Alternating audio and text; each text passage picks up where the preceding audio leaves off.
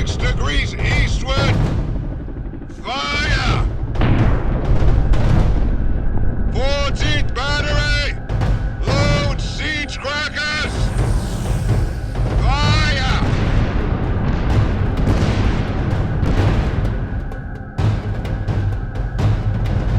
You are nothing.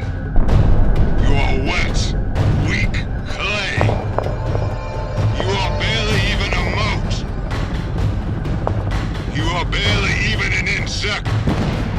You will be broken. You will be remade. In the choir of cannons, you will go deaf. As the galaxy falls silent, you will hear a better truth. And the truth is this.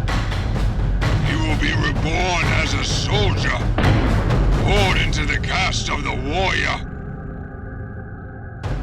And you will rise. The righteous soldiers of the 4th Legion! The galaxy is aflame. And you will burn.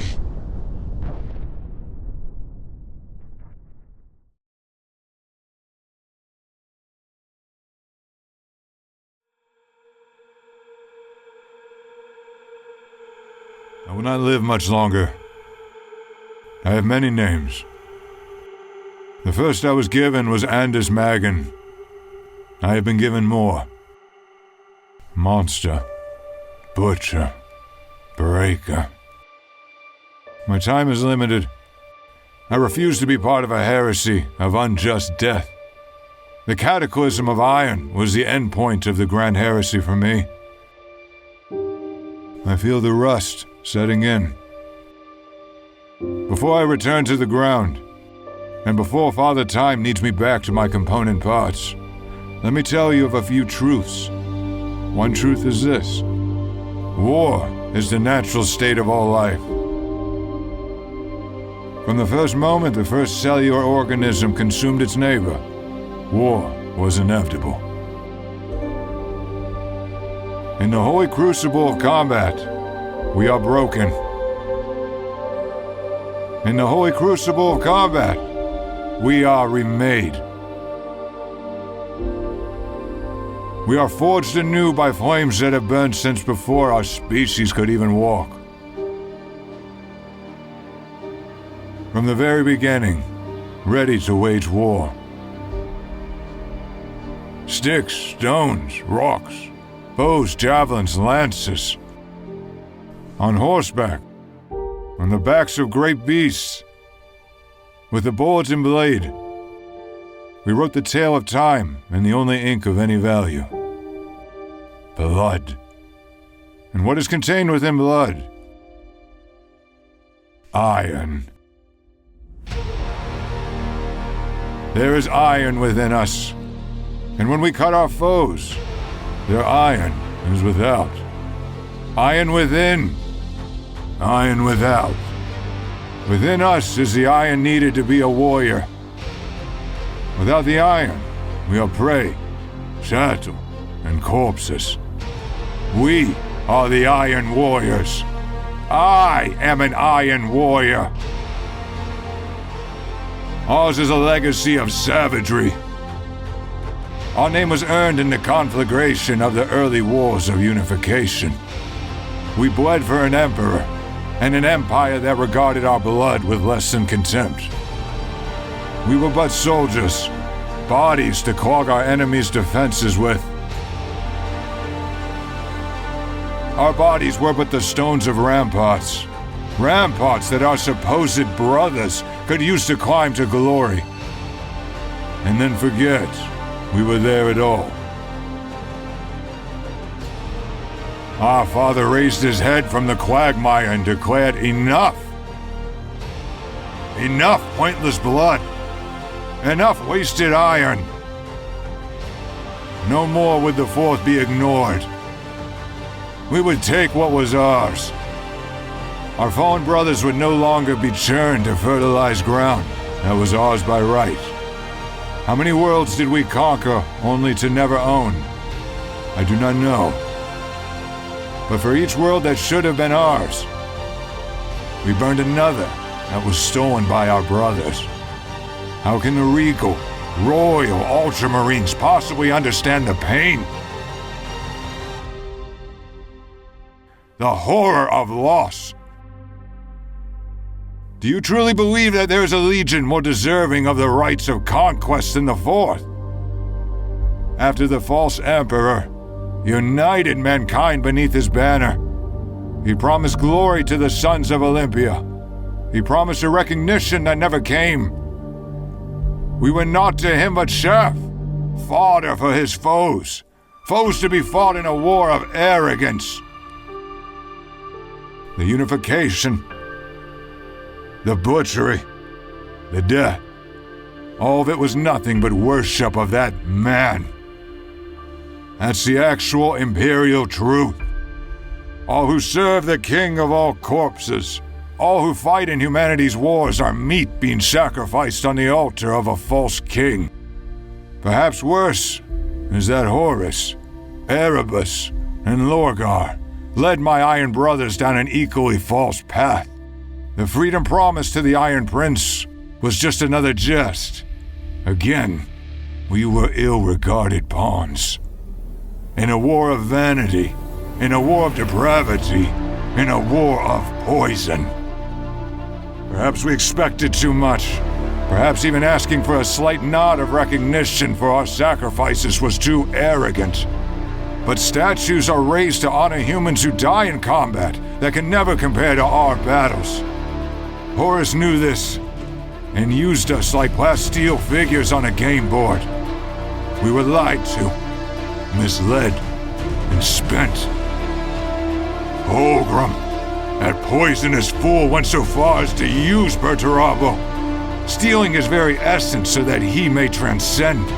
The perfumed whores of Fulgrim call their father a prince. A prince. Disgusting. A crown and a snake's tail does not make a prince. His ascension was a joke. He went from something true, a warrior, a leader, and became a degenerate. His gifts are but chains, painted and glamored so that the slave cannot feel their pull. Tell me, how quickly do you think the writhing sentience known as Slanesh would yank the chain if Fulgrim decided to be his own self? How powerful are gifts if they can be taken away? They are dust. Fulgrim didn't learn what he should have from his time with Perturabo. He didn't learn that there are no gifts. There is only iron. Iron within, iron without. So many of my former brothers are now lost. The Lunar Wolves, the Warhounds, the Thousand Suns, the Death God. Lost to promises from malignant beings they believe are gods. It has been worshipped by humanity from the moment our first ancestor throttled the life from his rival. There is only one god. Its name is Iron. Every warrior who has heard the thunder of the guns or seen the breaking of the sky is an Iron warrior at heart. Every person who has raised a blade, every single human who has spilled blood was an Iron warrior. And every one of us has been lied to, used, broken, bled, and forgotten. Consider the cemetery worlds with their billions of soldiers standing in rank, standing in formation, in service even in death. The blood-soaked skeleton princes of Angron's flared legions. The venomous, slinking snakes of Alfaria's particular armies. None of them have paid the price. None can fathom the iron we have spent during millennia of war. They sit in gilded halls, palaces of bone and steel.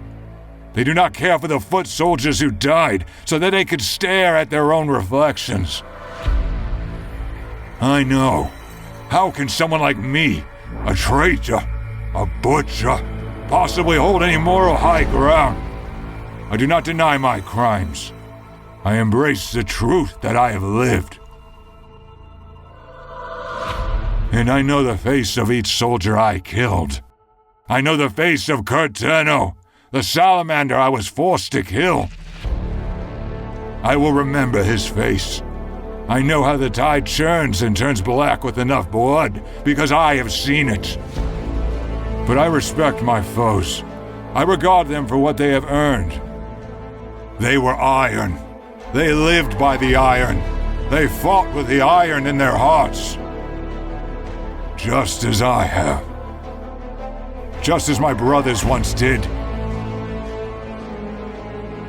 If iron is strength, then rust is a cancer. And I see the cancer that has consumed my dear Fourth. I see how Horus has poisoned us, how we were deceived. And I know that the foot soldiers of any war are always forgotten. I accept that I went too far. I am a traitor. But I am only a traitor to the Emperor. I am a loyalist to my fellow soldiers. I am a traitor in the eyes of the new 4th Legion. I am a loyalist to the memory of what we once were. And I spit in the faces of the supposed gods of chaos. There is only one God, and it has countless loyal followers. My God has lived since the dawn of time itself. My God is within. My God is without. Iron within, iron without. I am the 4th Legion.